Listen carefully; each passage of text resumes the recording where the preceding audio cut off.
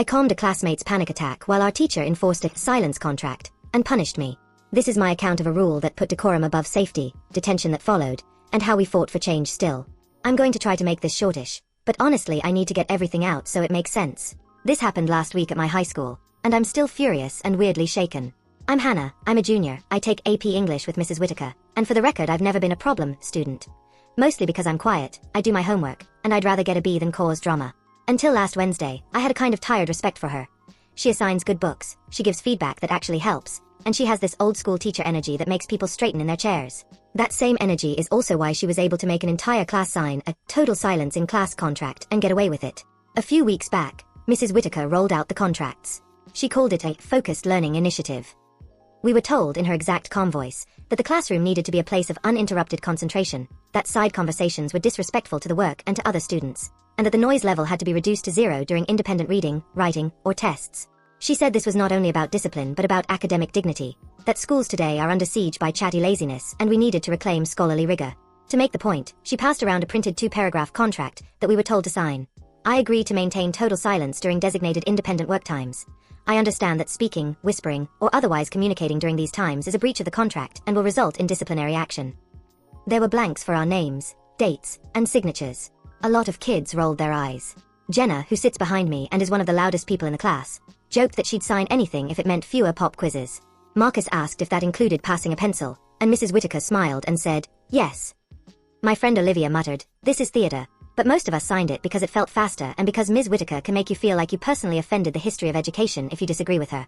Signing felt like nodding at a teacher's edict. Performative, slightly humiliating, but ultimately not earth-shattering. We signed. The contract was stapled into our notebooks. There were consequences. A first offense was a warning, a second offense was detention, and a third would be an office referral. She said the detention would be served with her on Friday after school. She'd supervise it herself because reform is best when it's restorative. On the day in question, we were doing timed free writing, 10 minutes of silent stream of consciousness on a prompt she gave us, which we would then use to craft an in-class essay. She announced the prompt, told us to open to page 27 in our comp books, and to silence all devices.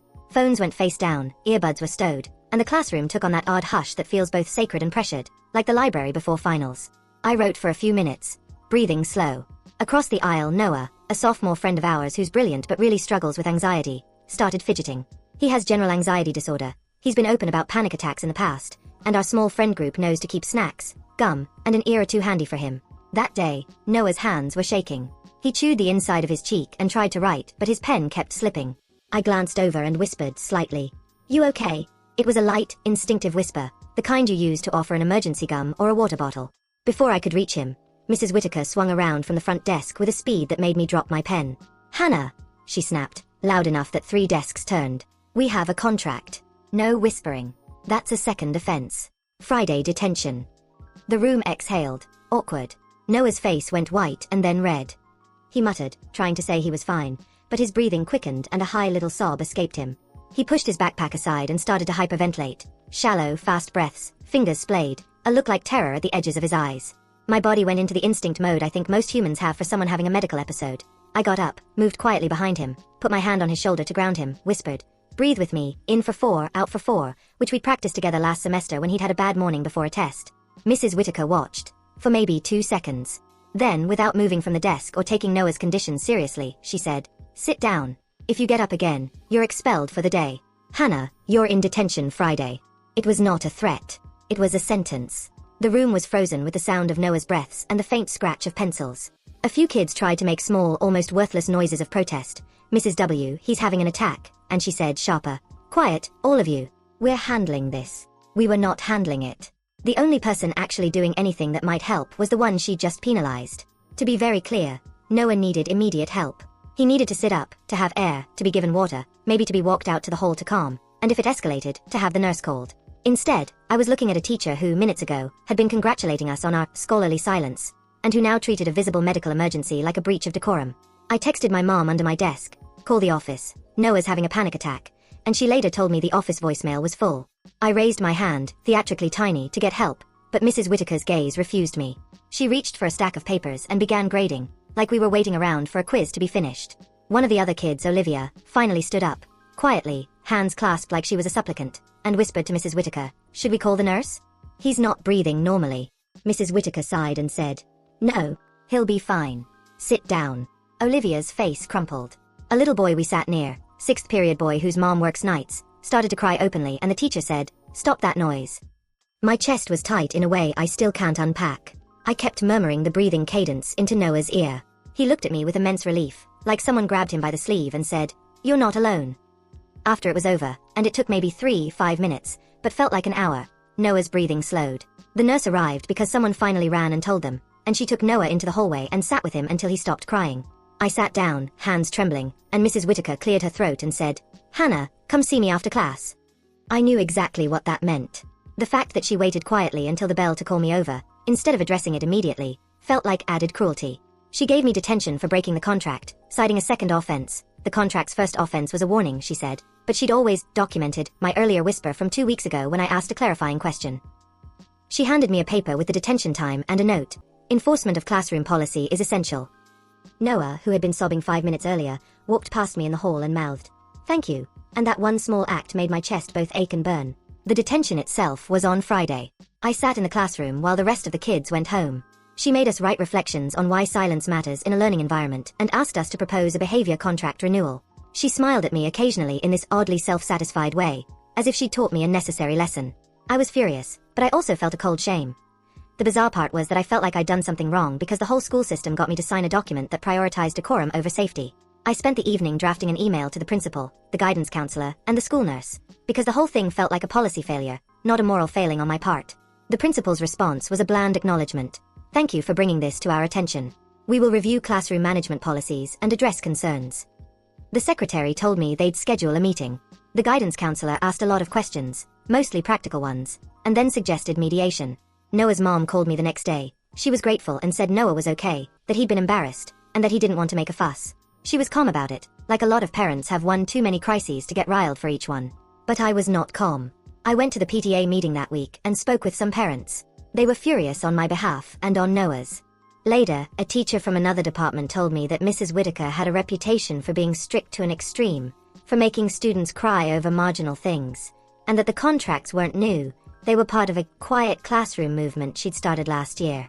The more I learned, the angrier and more frightened I felt. I want to be very intentional here. I'm not saying that rules are inherently bad. In a classroom, rules create structure. But rules are not absolute when safety is involved. The contract made no exception for medical emergencies. It had language that treated whispering the same as otherwise communicating, and gave teachers unchecked authority to judge the severity of an incident. And what's worse is that when the human need of my classmate intersected with that rule, the teacher chose the rule. She chose attendance over life. There's another layer. When adults, teachers, principals, administrators, begin to prioritize the institution's image or adherence to policy over human beings, it normalizes a kind of moral numbness. Mrs. Whitaker isn't evil, in the caricature sense. She's someone who has convinced herself that strictness equals care. She grades papers like she's administering justice. She believes children need discipline to thrive. But the difference between discipline and harm is presence. Discipline can be given with humanity. She gave discipline as an end in itself, and the cost was real. After the PTA meeting, there was pressure. Some parents demanded the school do something to make sure safety trumps procedure.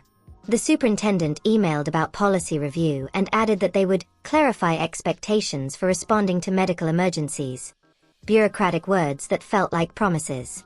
There was a town Facebook thread where kids posted anonymous notes of support for me and for Noah, and where others debated whether teachers were being asked to do too much.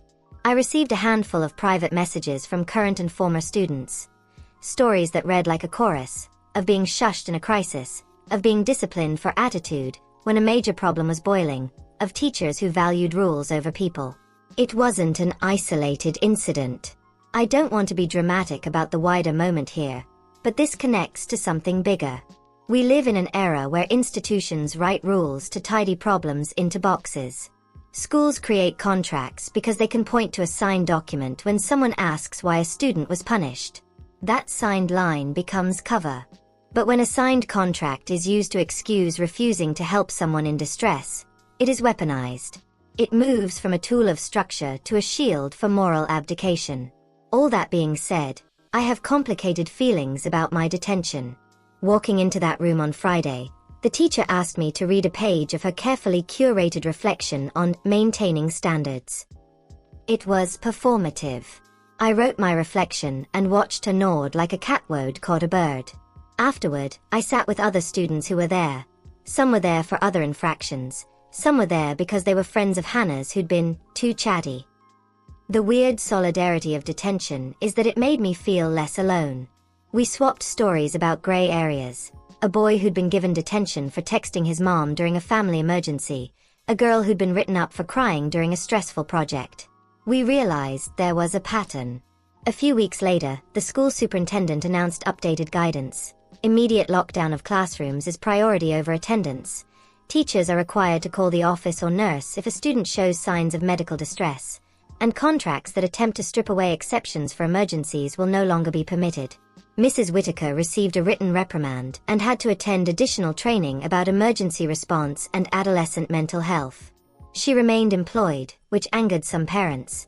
But the administration said suspension wasn't appropriate given the totality of circumstances, and that they wanted corrective measures. I don't know if that's enough. I don't know if policy changes can reverse the way a terrified kid will remember the sound of a teacher's voice prioritizing a syllabus over a student's life. But I feel slightly less alone because the school acknowledged there was a problem. I'm posting this because I want to put a human face on what happens when rules become cover. If you're a student, you deserve teachers who will help you when you need it, even if you signed a contract, even if a rule exists.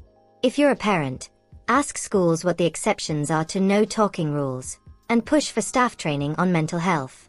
If you're a teacher, you can enforce discipline and also save a life. You can be both strict and humane. They're not mutually exclusive. Noah is okay. He's back in class and he jokes that he owes me a pack of gum. He's seeing a counselor and we've started a small peer support group where students who have anxiety can check in before tests. I still check in on him, but now it's more overt. A hand on his shoulder in the hallway, a quick text saying, "You good?" I still feel the tremor of the snap of Mrs. Whitaker's voice sometimes, but it has less power than it did. I'm also more cynical about contracts now. If you read all this, thank you. Maybe this is small. Maybe it's obvious. But it mattered to me in a way that keeps replaying. A signed line on a page shouldn't trump someone's breath. Rules are important.